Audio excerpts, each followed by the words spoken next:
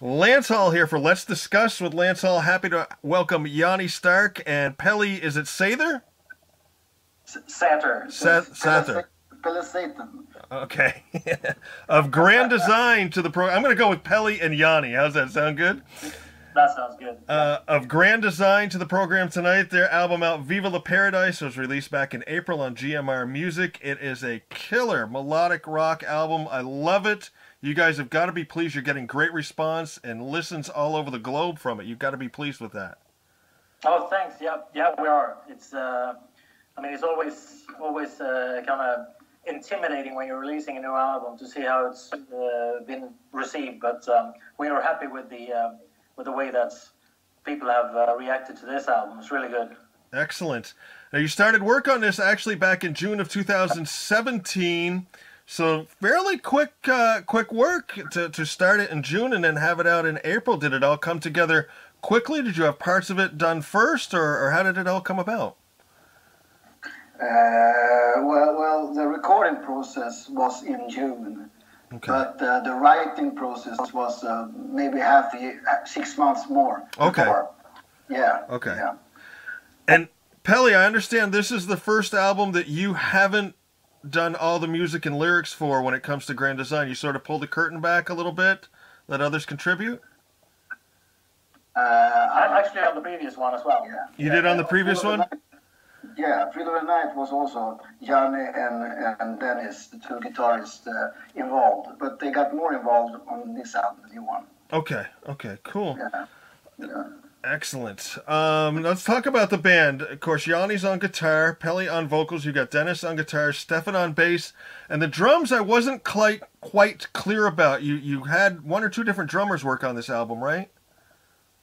Yeah, we were in the middle of drummers, so we asked a friend, that's Perra from a band called Cold Spell, and he laid down the drum tracks, but just like basic stuff. And then Jocke came in and did overdubs and fills above these drums, so it sounds like Jocke is playing. Okay. And Stefan is fairly new to the band too, right? Yeah, he's been in 1 year. He joined the band just before we started recording, so he wasn't actually in the writing process, but he joined just before we started recording. Yeah. So that was actually his first. I think like the first week that he was in the band, he had to go into the studio to start recording bass for the new album. Wow. Now, did you guys know Stefan prior to this, or was he just somebody you found? Oh, we know him since before, and he's actually he plays in a band called Rocket Love as well. And the funny thing is that in that band he plays guitar, and Dennis plays bass. Really? So they swap roles. Yep. Wow. Well, I mean, the one thing I noticed too with this is his bass playing was phenomenal on this, and the drum work I thought was very, very tight. You know, I guess I'm talking about the rhythm section of bass and drums. I thought was excellent on this, particularly his bass playing. But I thought the drumming was spot on as well. Yeah, but we are very picky when we record stuff, and both Jocke and Stefan are excellent musicians. Yeah. So they contribute very well to the process when we were starting to recording this stuff, and that's what I like with this album. That the whole band is more into the album, so it's more. It feels more like a band album. Yeah. More band. Yeah. Definitely. Great music. The other thing I wanted to bring up was my very first, I do two different shows. I do a 60-minute of rock and a 60-minute of metal. The metal stuff is very heavy, sort of extreme. Rock is more of the melodic part. And the very first podcast of my 60 Minutes of Rock show, I used Face It for my first song. Oh, cool. So you guys opened Cool. I didn't know that. Yeah, I loved the intro. The minute I heard that intro, little Montrose Bad Motor Scooter. Yeah. Oh yeah, that's my tribute to Ronnie Montrose.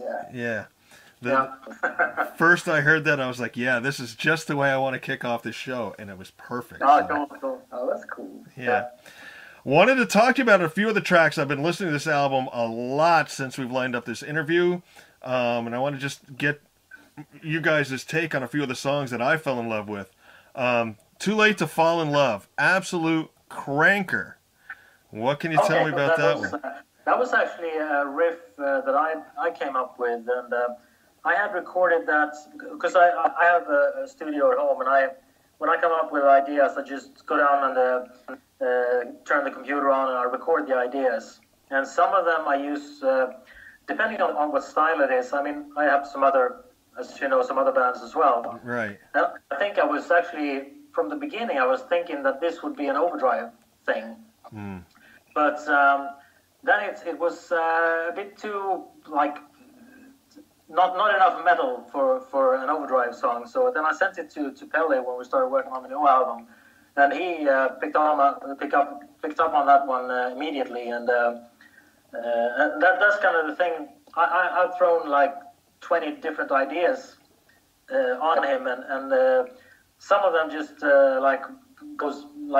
passes over his head, and some of them just sticks. And when he gets a feel for the song, he's immediately, okay, this one I like, and he gets melodic. Well, maybe you should explain. You're doing fine now. So this was one of the stuff that I sent the riff to Pelle, and he said, oh yeah, I can work with this. Cool. And then he kind of continued to write like the melodic, the vocal melodies and the lyrics, and I think you did like the verse part as well or something. So some parts are stuff that I did, and some parts are stuff that Pelle added. Yeah. Now, Pelle, when you get like these riffs and these guitar parts, do you have lyrics already in your head, or do they come to you as you're hearing the music? No. When I get like, when Johnny sends lyrics to me that I like, and I get a feeling for it, and I get a melody in my head, I look in my iPhone, because maybe I got like 200 American phrases that I picked up from films, Sure. TV commercials, whatever. And I just have them like a library, and I go in and maybe change them a bit. But I'm looking for stuff that sounds cool but still have a meaning. Mm-hmm. Mm-hmm. Yeah. I've always been fascinated with, you know, the whole songwriting process and how it comes about with riffs and getting the words together. It's always fascinated me. The next one was It's Only Straight from the Heart. First thing, Joni, I got to ask you about the guitar solo in this song. It's like a 3-part solo. Am I hearing it right? You got kind of a lead in, then you got kind of a little bit of melodic piece, then you just kind of stomp on it and just go. Phenomenal. Oh yeah, I think the first melodic part you actually wrote, fella. Yeah, maybe I did. Yeah, I think you wrote the melody for that one, and then the solo was my, because usually what happens is that I mean, Pelle has a professional recording studio. He's recorded and produced hundreds of records with other bands, and that's actually how we kind of started working together. My band, Locomotive Breath, we recorded our first demo in his studio, Okay. and then we recorded the first album as well. And so for the Into Grand Design albums, we record all the rhythm guitars, the bass, the drums, and everything in Pelle's studio. The solos I record in my studio. Okay. Because instead of like going, sometimes it's like, because I have the studio at home, I can, if I get a feel for it at 2 o'clock at night or 3 o'clock in the afternoon, I can just go on and turn on the stuff and record. Mm-hmm.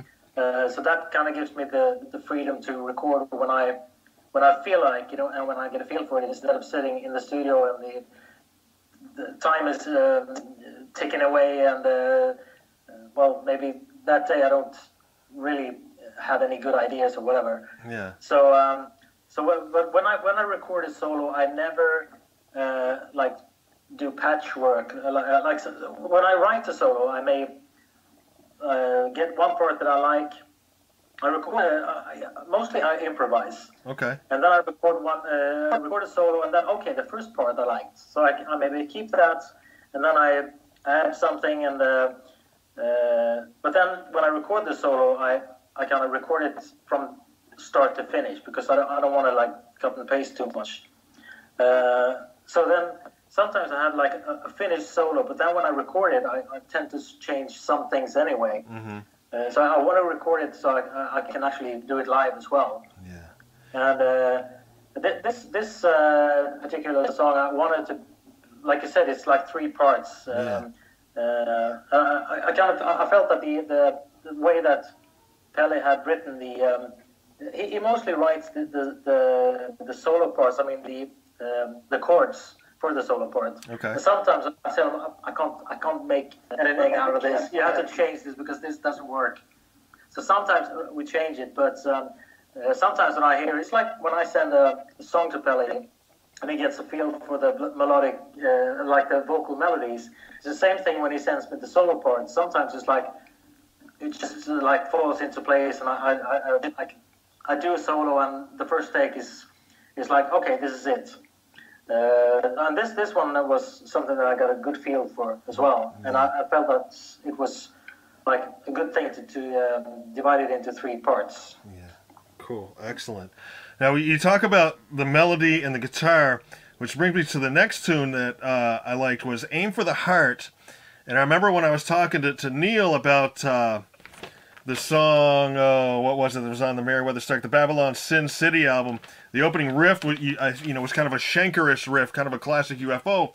When I heard "Aim for the Heart" with that little bit of an intro, sort of, it gave me a UFO vibe as well. Then I saw the video and I see you playing a flying V.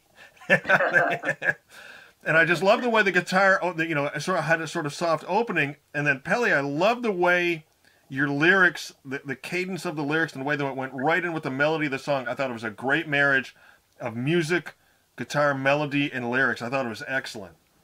Okay. Oh, cool. Thanks. I mean, was that one that came together kind of easy? Did that one have to work on it, or? That one was a bit hard, yes, because the soft part had to marry the hard parts, Mm-hmm. and it's always a struggle to make the lyrics go from one soft part to the hard part and still have the red line, still mean the same thing. Mm-hmm. Yeah, I think that was one of the last songs we did.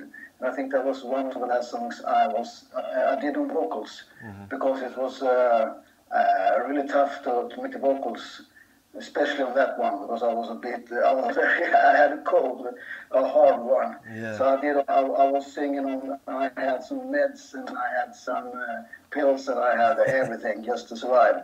And this song is, for me, very tough to sing. Mm. But I'm really happy with the result of this song. It's, for me, one of my favorites on the album. It came about beautifully, really beautifully.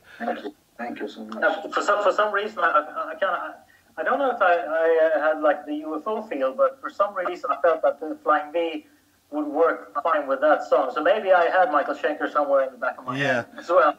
Some of their softer stuff, they would throw those little instrumentals in every once in a while, like on the Obsession album. They would throw in that Arbery Hill, those little soft pieces, like a minute and a half, 2-minute snippet, and cool, very, very, very cool.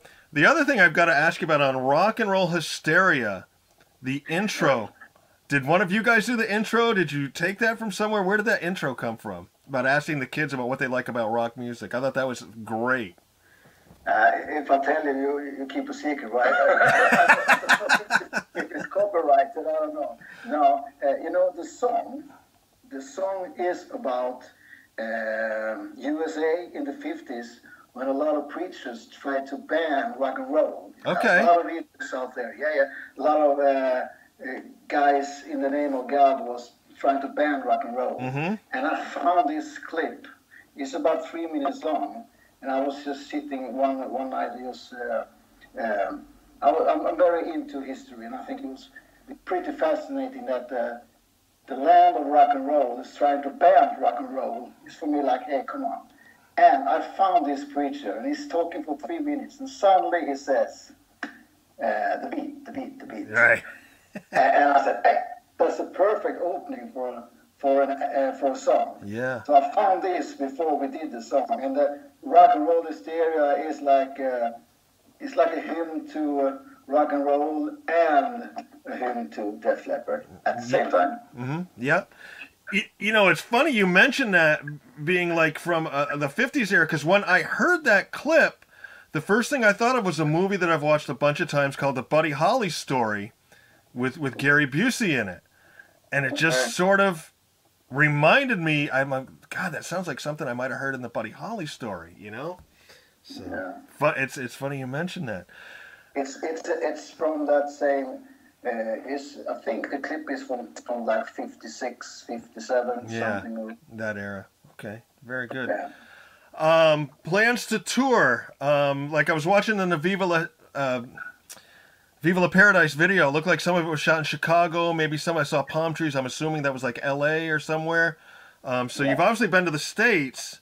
Plans to tour anymore, or are you still touring? I couldn't really find that info a whole lot on any of your sites. Actually, that's why I'm here with the band this weekend, because we're rehearsing now. Because in 2 weeks we're going to Spain. We're going to do a 6 days tour of Spain. Okay. Then we have some more shows in Sweden as well, and actually started to get some gigs for next summer already down in Europe, in Germany, Switzerland, and around there.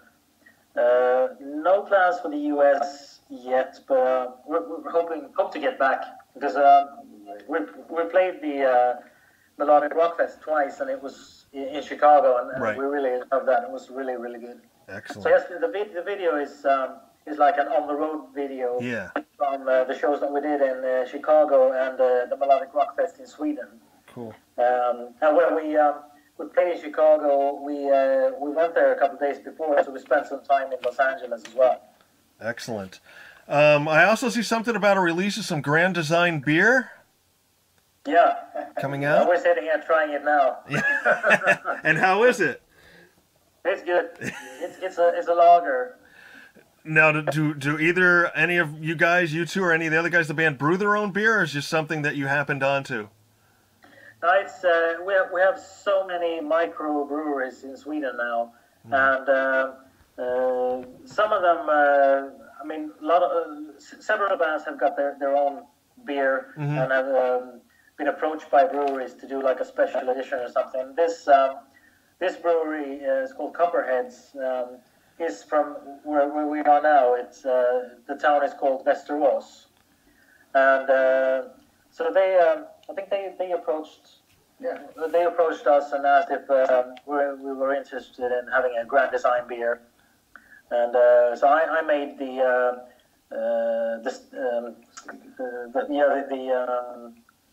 sticker for for the beer as well. So we did like the album cover, and it's called Grand Design Rocker Beer. Oh, Rocker Brew. Yeah.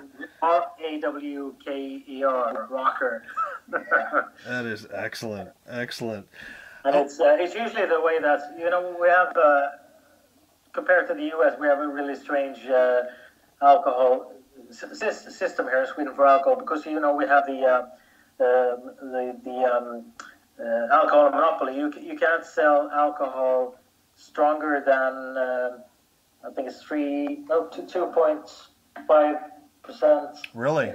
In stores, because then all the like hard liquor and like a stronger beer was sold at just outlets, government regulated outlets. Okay, yeah, I got you. Yeah. It's called Systembolag in Sweden. In Swedish. You can buy like a light beer in the stores, but all the hard liquor and stronger beers. Okay. So and then you have to get your liquor into to their assortment. Then you have to sell a certain amount. So what it is now that our beer is you can order it. From their assortment, so you can make a special order for it. And if hopefully we sell enough beer, it will be in their standard assortment. So we're hoping all the fans in Sweden will buy a lot of Grand Design beer. Very, very cool. That is awesome. Excellent. I want to talk a little bit. I read about, and I'm hoping I'm remembering this right, because I meant to take a note on this, but I didn't. I mean, you guys are now in this fantastic band, Grand Design, but I was looking back over some of your bio stuff. Pelle, you started, when you first started in music, your mom made you start, was it on mandolin? And Yanni, you were on recorder?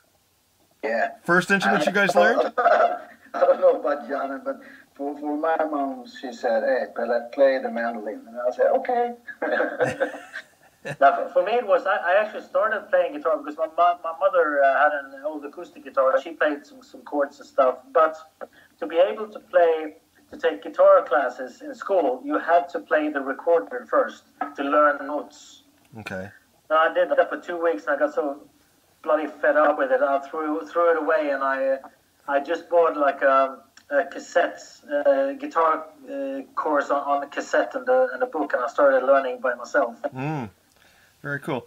And Pelle, as far as you was singing, did you take any type of voice lessons, or was this just something that came naturally? Do you sing like in chorus or anything, or did this all just come natural to you? No, I have never taken any course. I used me and my friend were taking guitar lessons, and I was singing. He had a band, and I joined the band in 1975. Wow. My first rock band. Yeah. Cool. So I know I've never taken any lessons. Wow. No. You sound phenomenal. It's great. I love your voice. I love your voice. That goes perfectly with this music. The other thing I got to get into is you guys are both so involved with so many other projects, you know, not only just music, but writing and beer and artwork and graphics and books and stuff. How do you manage it all? Well, you know, Ask Janne. He's a very busy guy. well, you know, I have a philosophy that if you only have one project, you don't have any time for anything else. If you have two projects, then you have some time in between the project where you can put in another project. And then suddenly you have three projects and you have two places to put in other projects. So, you know, the more projects you have, the more time you have for other projects. So at least that's how it works for me. That's how it works for you. Yeah. And how about you, Pelle? Because you keep yourself fairly busy too with other stuff. Yeah, I work a lot in my studio producing bands, and that's I like it as much as I like the band, because I like to help other bands to help them sound good and produce their albums, and so the studio for me is perfect. And when it's free, we of course do some Grand Design stuff in it too. So the studio is really good to have, and good. I like it. I like to be in the studio. Cool. Really. Now, did you guys collaborate on the album cover as well too? That's a fascinating cover. It's funny because it actually started with, because we have this guy, Carl Bexton, who did the Thrill of the Night cover, that artwork, and he was going to do an artwork for the new album, and he had some ideas, and they didn't really hit home. And then Pelle said that we should do something in the vein of Boston, you know, with the guitar in the space or something. Mm-hmm. And then I got I licensed the space photo, and I took a photo of my own Flying V. And then I just merged them together, because I do some artwork as well. And I did like a draft of some sort, and Pelle said, "Oh, I really like that one." So then I sent it to Carl Bexton. So he made like the final touch, put the final touch to it. So it's actually my white Flying V, but he put a cool texture on it, and he added the little spaceman, and he kind of finished the thing. But it was my and Pelle's idea that he kind of put to life in a real cool way. You know, yeah, we're really happy with the cover as well. Yeah. It's amazing you mentioned that Boston album, because when I was researching for this interview, I'm looking at that pic, and I actually Googled, you know, a picture of the Boston debut album to see, like, man, am I getting the, you know, am I seeing the comparison here? Yeah, that's very cool. Oh yeah. And the other thing I noticed was on some of these songs, Pelle, your vocal has a way of, you can hit a note and take it right up into like the guitar, the same way Brad Delp used to. Was he a big influence on you vocally? Oh yeah. He was my number one. Now he's gone, but he's still my number one. Yeah. I grew up with Brad Delp. His voice. When I heard the first Boston album, I got rock and roll religious. It was like, and the funny thing, I still do. When I put on that first album of Boston, it's like Christmas time for me. It's every note, everything is perfection. Yeah. And I wish that maybe one day Grand Design can do one song that could be in that same league, because to me that's the Holy Bible of AOR. Because I think that album started the AOR. For me, it started the AOR. I agree. There's something just completely magical about that album. Yes, it's magic. That's the right word. And they never. I mean, the second album of Boston is still a good album, but for me, nah. It's like it's not close to the first one. The first one is a masterpiece. Yeah, I agree with you 100%. And like I said, you've come close. I wish I could remember the tune now, but I was listening to it, and I'm listening to you hold this note, and then the next thing I know, it's going right into guitar, and I'm like, holy cow! That it reminded me of Brad Delp in Boston. It was phenomenal. So. Perhaps I stole it from him. And I also try when I record the solos. If I sometimes it's like we try to incorporate or try to get the vocals and the solo to intertwine. Yes. So play off each other. Yeah. Very, very good stuff. It's a great melodic rock, AOR, whatever you want to call it. It's just a great rock and roll album. And it seems like music like this is really big over there in Sweden. I'm always finding music like this from Sweden. What's in the water over there that's got all you guys so tuned into this? It's funny because I've had that question so many times when I've been quite a lot to Japan as well. And the Japanese, they ask us just the same question. And actually, right now, I'm trying to dive into that because I'm writing a book that will be called "The History of Swedish Hard Rock and Heavy Metal." Yeah. And it's like I'm going back to the late '60s where things started getting a bit heavier, and then we have the first Swedish hard rock band. November that released their first album in 1970, which is where the Swedish hard rock kind of started. And I'm interviewing bands that have put on a big impact on the sound of Swedish hard rock, like bands like, of course, Europe, Electric Boys, Candlemass, Hammerfall, and I'm also talking to people like music journalists, and also we have some things that are kind of special, I think, here in Sweden, which is quite unheard of in a lot of other countries. We have something that actually, as a band, we can form something called a study circle. Okay. Which also means that we get money from the government to rehearse. Wow. And now we get free rehearsal space, actually equipped with PA and the amps and everything. So we can actually rehearse for free, and we get paid for it as well. And the money that we get, we can use for buying like equipment or backdrop or CDs or tour support. Yeah. So we actually get money to rehearse and to play in the band. So I think that's plus that we have the music schools are free. So you can learn to play the guitar, and it doesn't cost you anything. Wow. So I think that we have actually the support for culture or for music in Sweden is really, really big, and I think that has helped form a lot of the bands.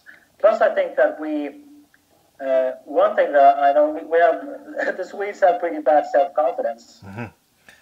If you take a Swede and an American to a job interview, and you ask the American, so are you good at anything? He will say, yeah, I'm good at everything. If you ask a Swede, so are you good at anything? No, not really that good. I'm okay. But so I think that I also know that a lot of Swedish bands, they were like really working working on their songs, rehearsing 3-4 nights a week, and they were so good, but they still were like, we're not really good enough. And, so you have so many demos with really, really good bands. Yeah. So I think that a lot of Swedish bands say before they actually send their demo to the to like record companies, they are really, really good, and they have been rehearsing so much and so long. And I think if you compare that to like the hair bands in the 80s, where they were like bought instruments, they got their makeup, and then they were a band, and they were like, yeah, sign us, Right. and they hadn't to play together. So I think that's I think Swedish bands they really wanna rehearse and sound really good before they go out and try to find a record deal. So I think that's why a lot of the bands sound really good from the beginning. Yeah. Great stuff. Very, very fascinating conversation here with Let's Discuss with Lance Hall, with Yanni and Pelle, once again from the band Grand Design, their album Viva la Paradise, out now on GMR Music.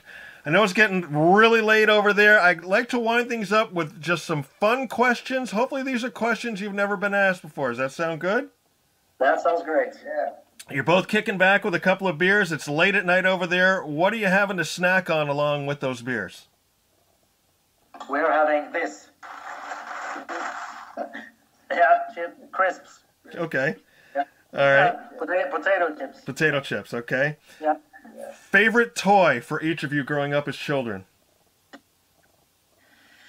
I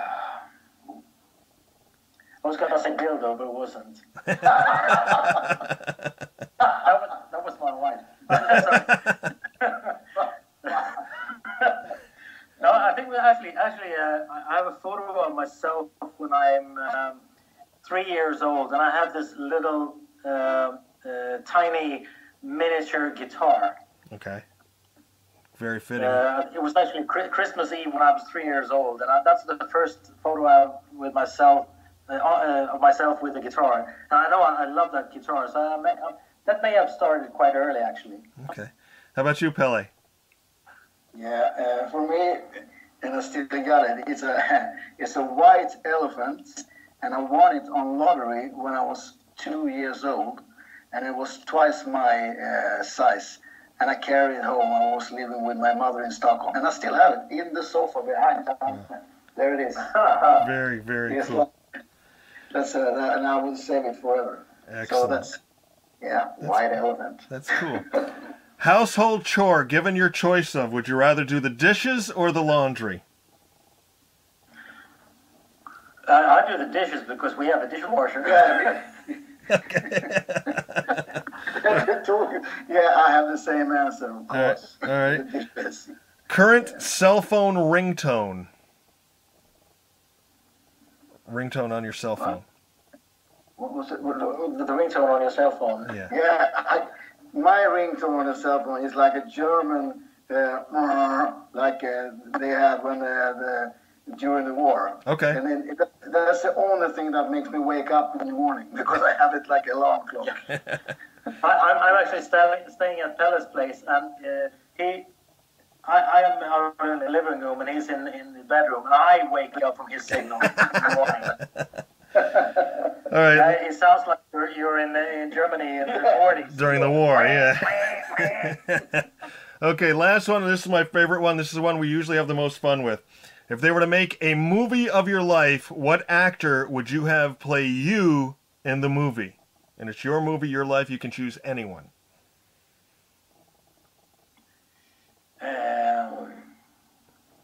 It has to be someone that looks way better than I do, what I do. Jim Carrey. Okay. I'm just kidding. That's a good one. Yes, that was one. Who would play me? Yeah. Who would you have play you? Someone with a really bad sense of humor. Yeah. Your worst. Someone that's looking good and has a bad sense of humor. But I've stumped you both. Yeah. Well, I tell you what, if you think of somebody as we do the wind up here, you can just blurt them out.